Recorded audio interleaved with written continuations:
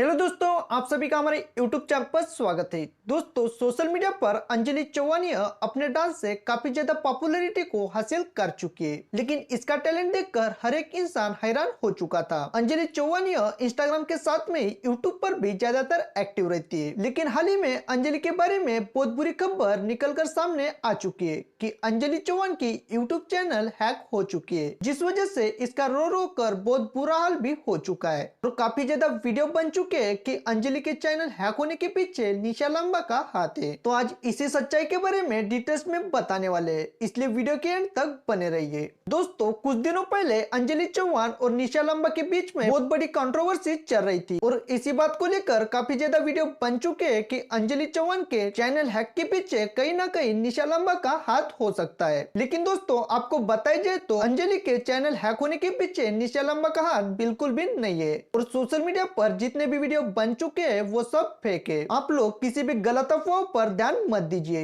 ये इन्फॉर्मेशन अब तक शेयर करनी थी। उम्मीद करते हैं वीडियो आपको पसंद आएगी तो वीडियो को लाइक कीजिए और चैनल पर नए हो तो हमारे चैनल को सब्सक्राइब जरूर करें। धन्यवाद।